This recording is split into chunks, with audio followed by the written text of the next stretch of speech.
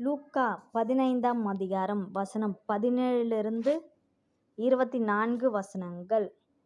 அவனுக்கு புத்தி தெளிந்தபோது அவன், என் தகப்பனுடைய கூலிக்காரர் எத்தனையோ பேருக்கு பூர்த்தியான சாப்பாடு இருக்கிறது, நானோ பசியால் சாகிறேன். நான் எழுந்து என் தகப்பனிடத்திற்கு போய், தகப்பனே, பரத்திற்கு விரோதமாகவும் உமக்கு முன்பாகவும் பாவம் செய்தேன். இனிமேல் உம்முடைய குமாரன் என்று சொல்லப்படுவதற்கு நான் பாத்திரன் அல்ல.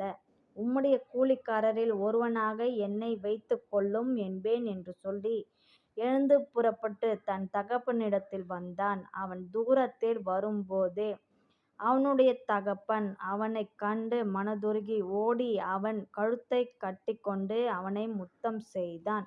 குமாரன் தகப்பனை நோக்கி, தகப்பனே, பரத்திற்கு விரோதமாகவும் உமக்கு முன்பாகவும் பாவம் செய்தேன். இனிமேல் உம்முடைய குமாரன் என்று சொல்லப்படுவதற்கு நான் பாத்திரன் அல்ல என்று சொன்னான். அப்பொழுது தகப்பன் தன் ஊழியக்காரரை நோக்கி, நீங்கள் உயர்ந்த வஸ்திரத்தை கொண்டு வந்து இவனுக்கு உடுத்தி, இவன் கைக்கு மோதிரத்தையும் கால்களுக்கு பாதரட்சையும் போடுங்கள். கொழுத்த கன்றை கொண்டு வந்து அடியுங்கள், நாம் புசித்து சந்தோஷமாயிருப்போம்.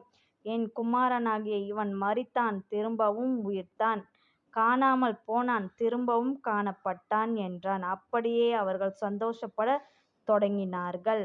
ஆமென்.